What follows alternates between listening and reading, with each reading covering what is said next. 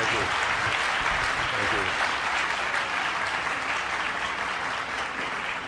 Thank you. Todd, thank you very, very much. Thank you. Thank you all for being here. Thank you very much, and it's a privilege for me to be able to share a few words here on what is, by necessity, a quick trip, and I apologize for that, and I am grateful for your steadfast efforts to get us over the finish line. Todd and I have worked together for a long time now, going all the way back to my time in the Senate, and I appreciate, Todd, all the work that you and the entire delegation have been doing. I just had a chance to meet with them. And I thank you not just for your work here in Lima, but for your work all around the world. I also want to thank a few other people who are here today, if I may. Our terrific ambassador in Peru, Brian Nichols, the Executive Secretary of the UN FCCC, Cristiana Figueres, Environment Minister of Peru, Manuel Pulgar Vidal, and all of the other diplomats, scientists, experts, activists, all of you, concerned citizens who are hard at work in order to make sure that we get this right. I'm also delighted to say that because of all that hard work, I understand we now have enough pledges from the international community to meet and exceed the initial Climate Green Fund target of $10 billion. And the United States is very proud to be contributing $3 billion. And we are grateful for the announcement of countries like Australia, Belgium, Colombia, and Peru that they have made in recent days to help get us over the hurdle. All of this will help to ensure that this fund can succeed in helping the most overburdened nations of the world to do more to be able to respond to climate change. And finally, I want to thank Peru for hosting the COP-20. A critical stepping stone to the agreement that we must reach in Paris next year. Now, for Peru, climate change is personal. It will determine whether future generations will know Peru as we know it today, as we have known it, or whether today's treasures are confined to history. Think about it. Peru is home to 70% of the world's tropical glaciers, to nearly all of the world's major ecosystems, and to more fish species than any other country on Earth. But already, almost half the volume of many glaciers has melted away just in the last 30 years or so. Ecosystems are visibly being destroyed before our eyes, and fisheries are threatened. So this is not just a fight by Peru. It is a fight for Peru. And this is not just another policy issue. Measured against the array of global threats that we face today, and there are many: terrorism, extremism, epidemics, poverty, nuclear proliferation, all challenges that know no borders. Climate change absolutely ranks up there, equal with all of them.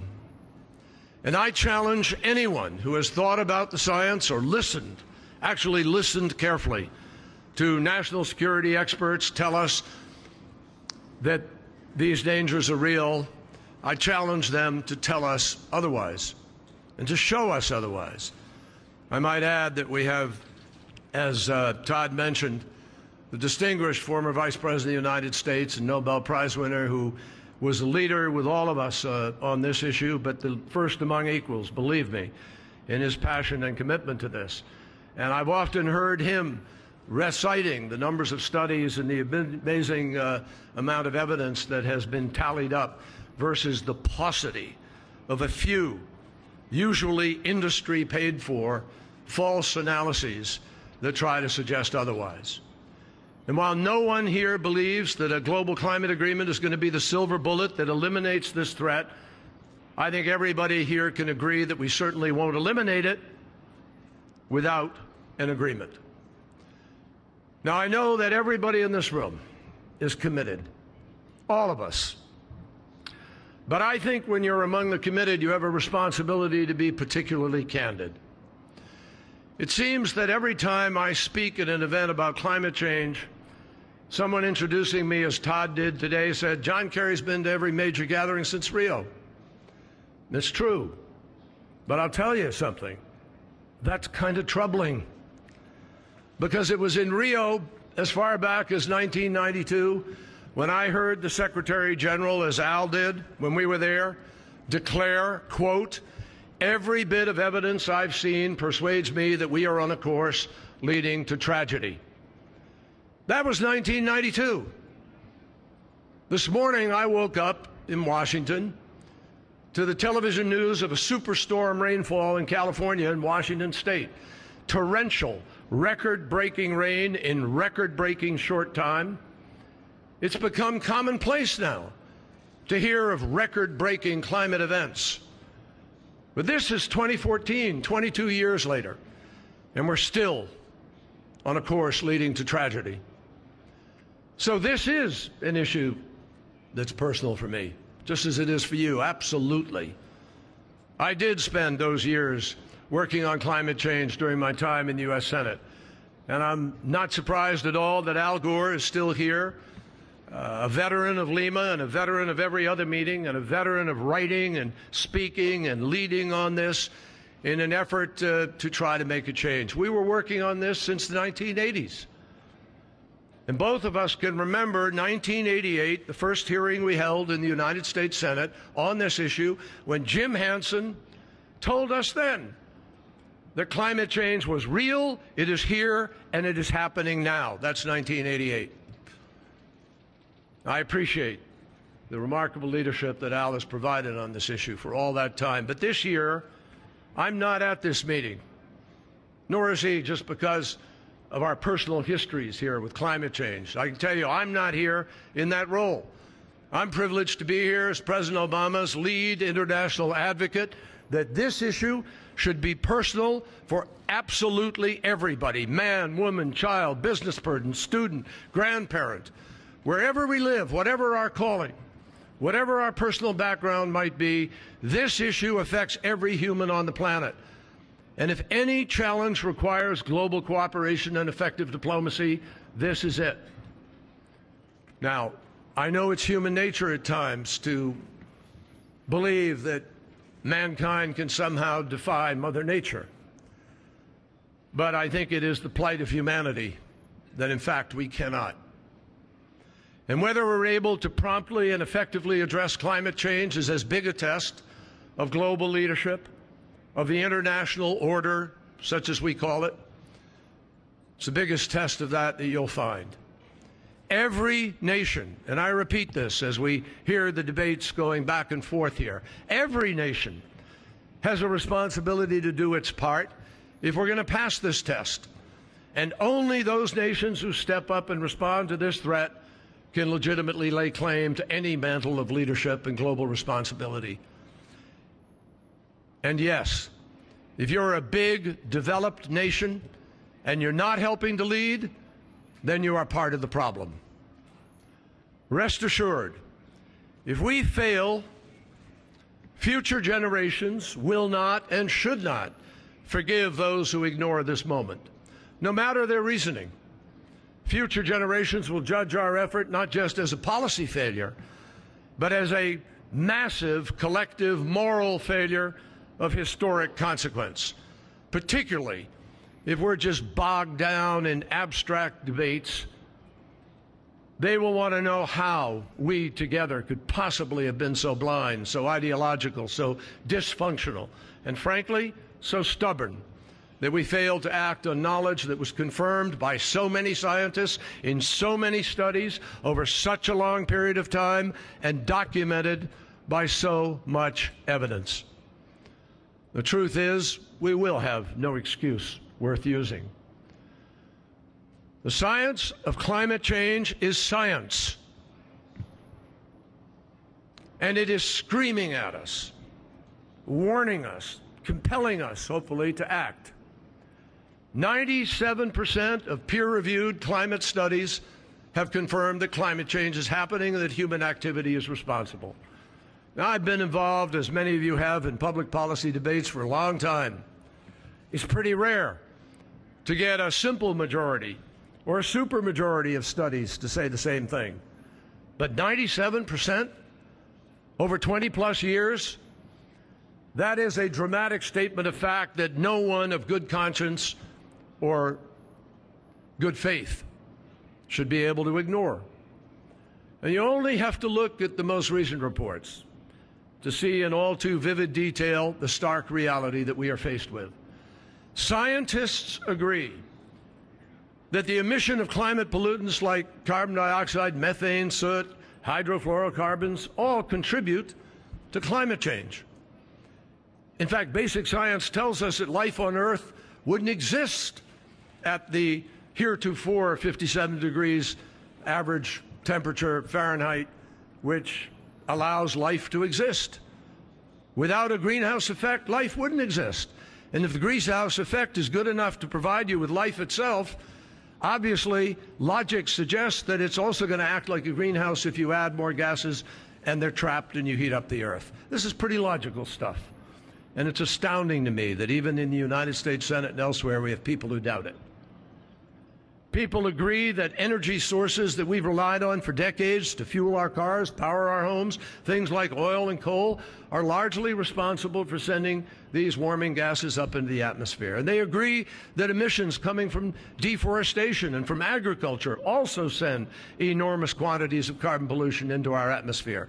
And they agree that if we continue down the same path that we are on today, the world, as we know it, will change profoundly, and it will change dramatically for the worse. You don't need a PhD to be able to see for yourself that the world is already changing. You just need to pay attention. 13 of the warmest years on record have occurred since the year 2000. With this year, again, on track to be the warmest year of all. We're getting used to every next year being the warmest year of all. It seems almost every year that happens now. In 2013, countries in southern Africa experienced the worst droughts that they had seen in 30 years. In Brazil, they saw the first worst drought in half a century. New Zealand really recently experienced a drought so bad that farmers had to slaughter their dairy cattle and sheep because they didn't have enough food and water to keep the animals alive.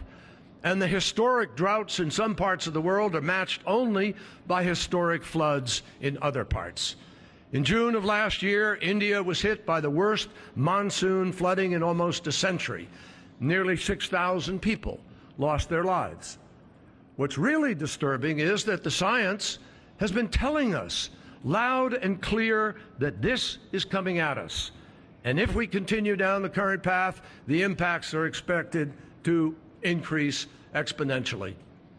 For example, scientists predict that by the end of the century, the sea could rise a full meter.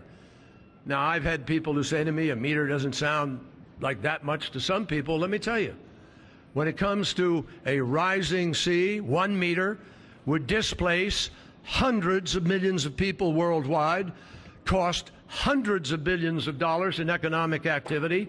It would put countless homes and schools and parks, entire cities, and even countries at risk.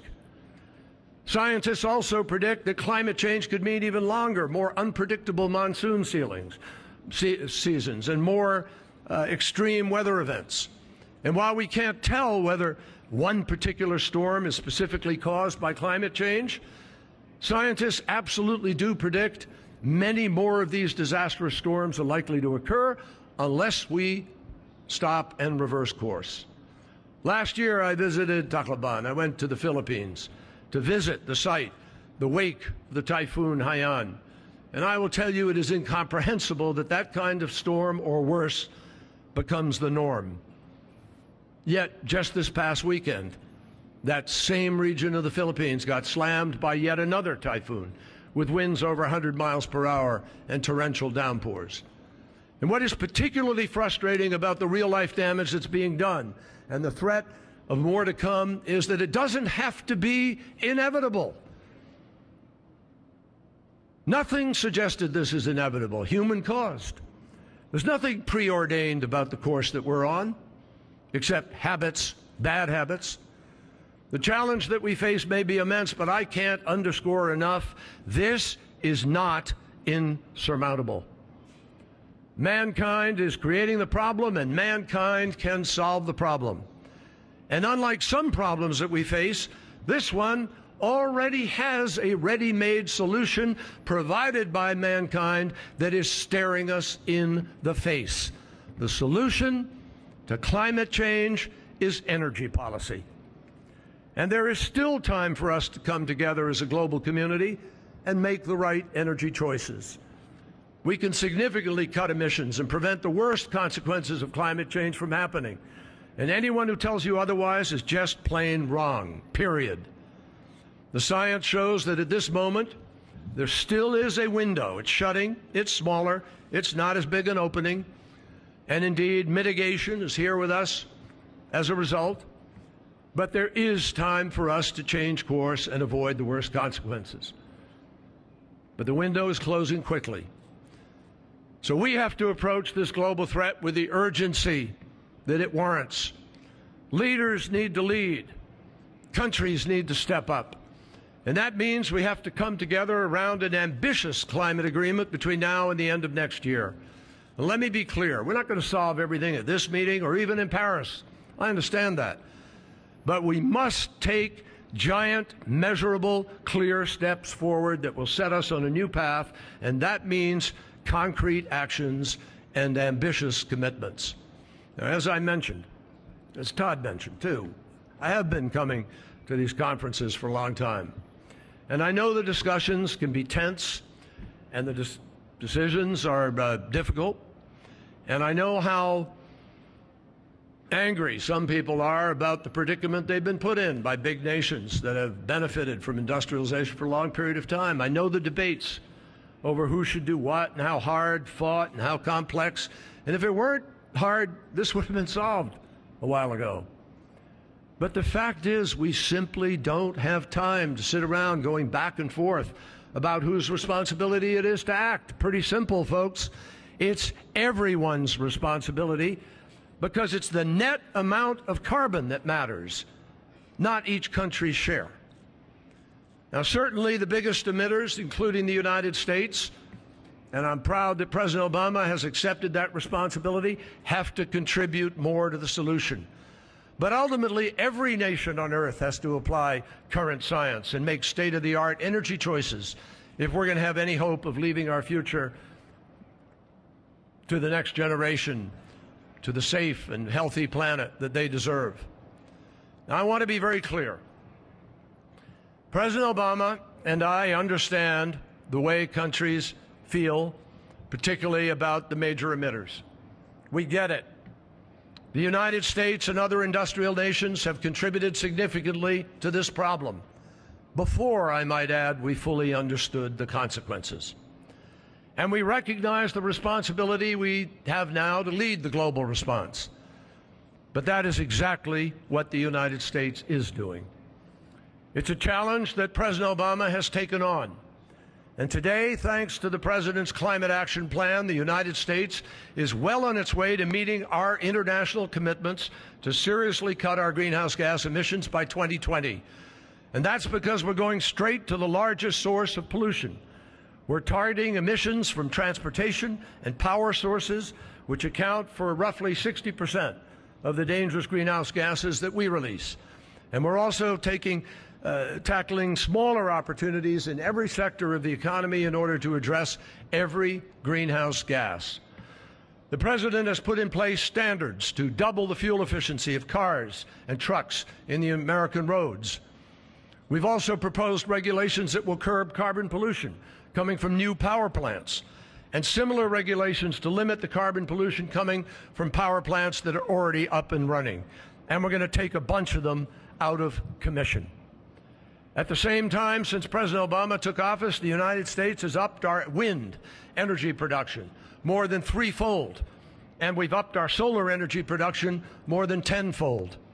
We've also become smarter about the way we use energy in our homes and businesses, and as a result, we're emitting less overall than we have at any time in the last 20 years. This is by far the most ambitious set of climate change actions that the United States has ever undertaken. And it's the reason we were able to recently announce our post-2020 goal of reducing emissions from 26 to 28% from 2005 levels by 2025. That will put us squarely on the road to a more sustainable and prosperous economy, and the upper end of this target would also enable us to cut our emissions by 83% by 2050, which is what science says we need to do to meet the goal of preventing over 2 degrees of Celsius warming.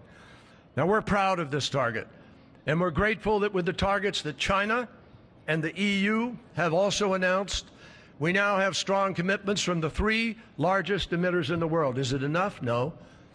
But it's the beginning which begins to move the economy and begins to move businesses and move decisions in the direction we need to go. And we're seeing encouraging signs already that others are prepared to follow. For example, last month, Brunei, Cambodia, Indonesia, Laos, Malaysia, Burma, the Philippines, Singapore, Thailand, and Vietnam all announced at the ASEAN summit that they would come forward with their post-2020 emission reduction contributions well in advance of Paris, the end, perhaps possibly by the end of March next year. Now, I emphasize again,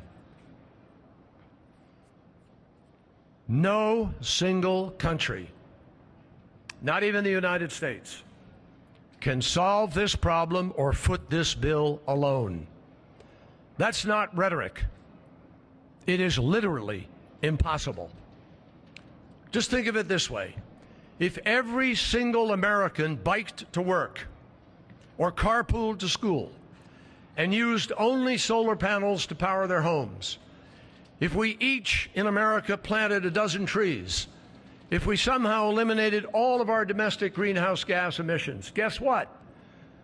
That still wouldn't be enough to offset the carbon pollution coming from the rest of the world and providing the same level of damage at a different point in time than we face today.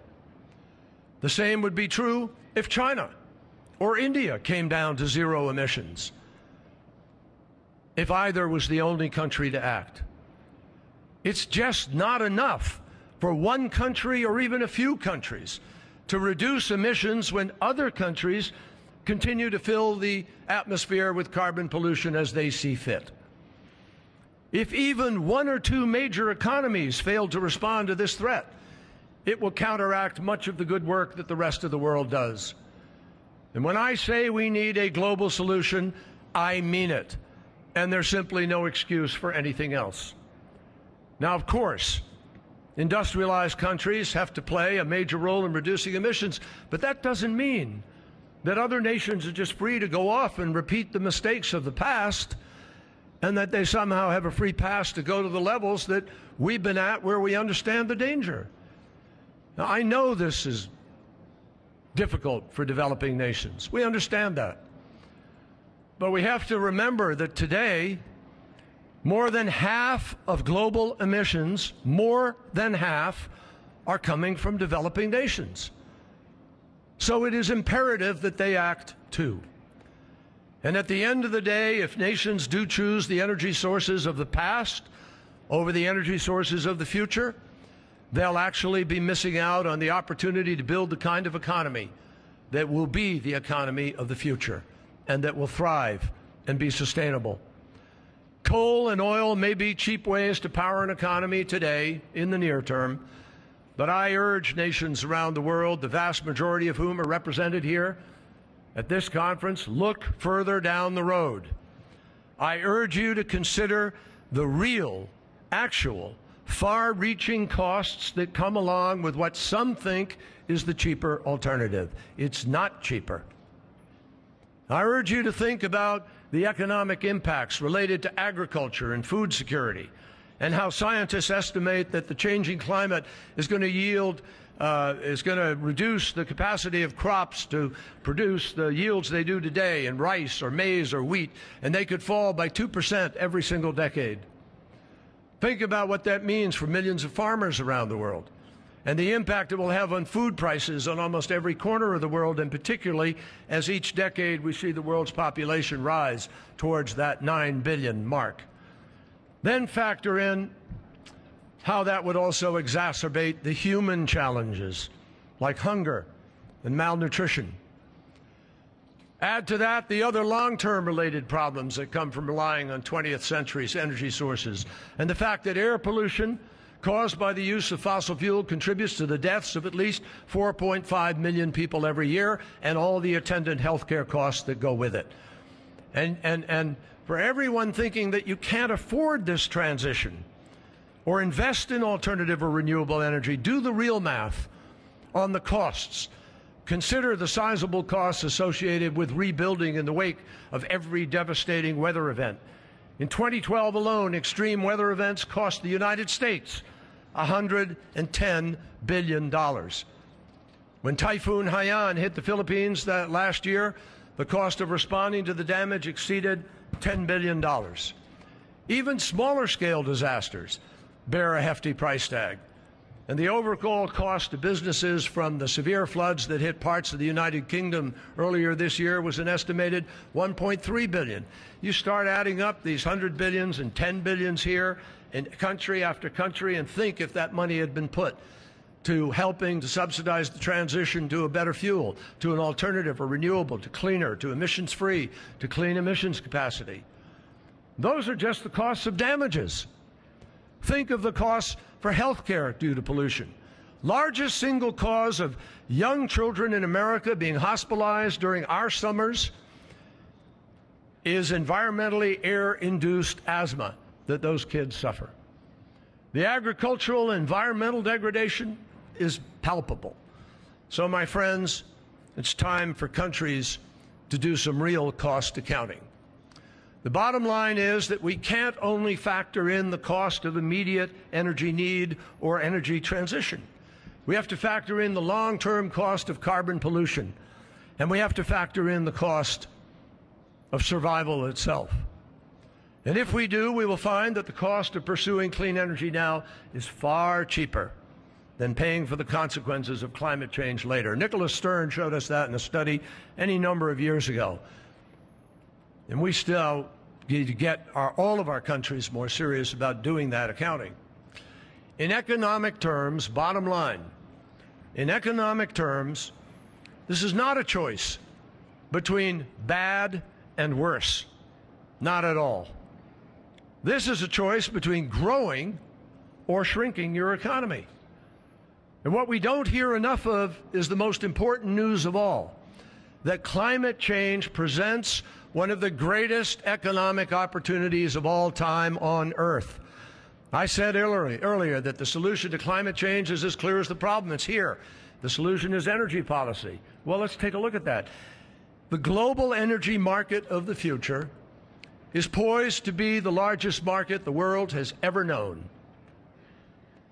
The market which grew the United States of America during the 1990s when we had unprecedented wealth creation.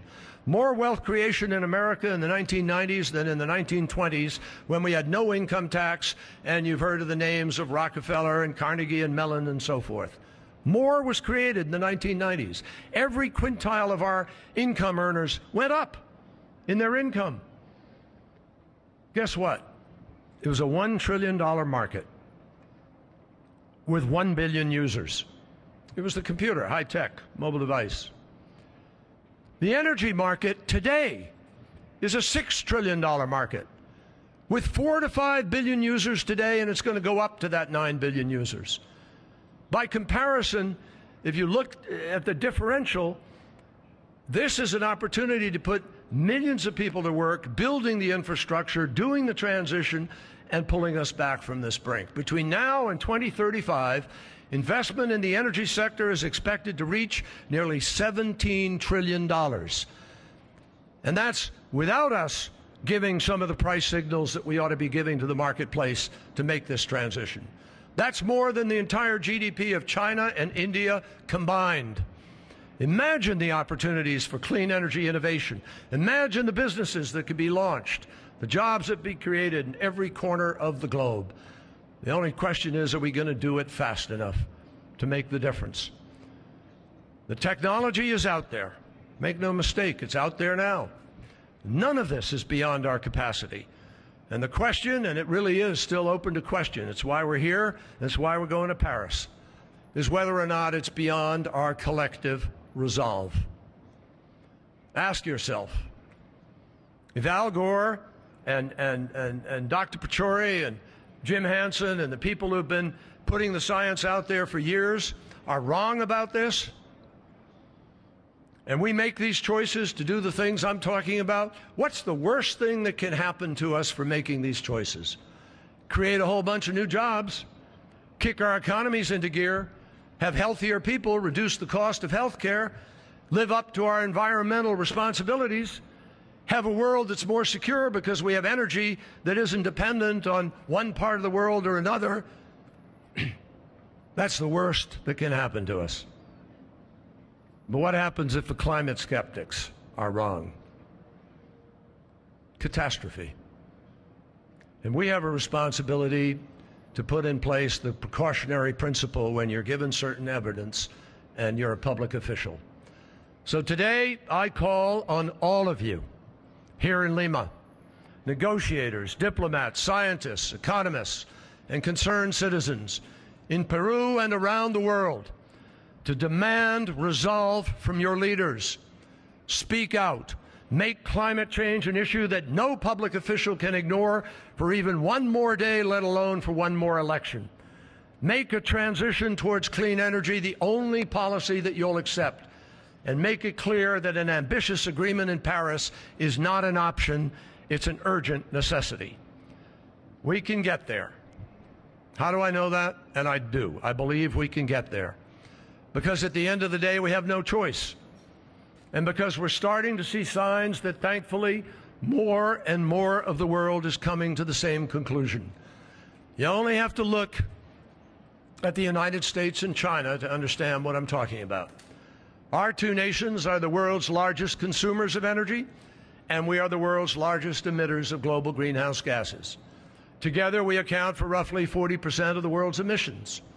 And it's no secret that we've had very different views when it comes to climate change. I can remember discussions with Chinese 10 years ago that went nowhere.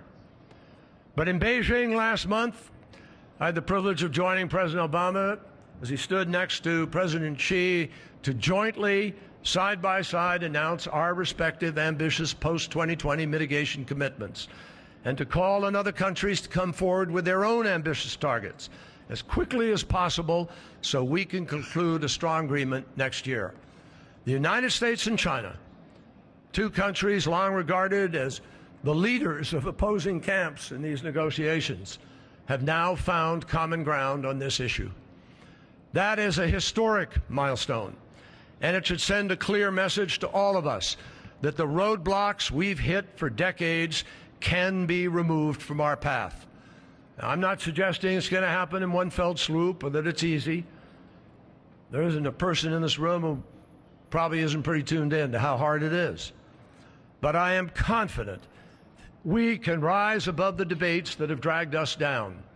We can find a way to summon the shared resolve that we need to tackle this shared threat.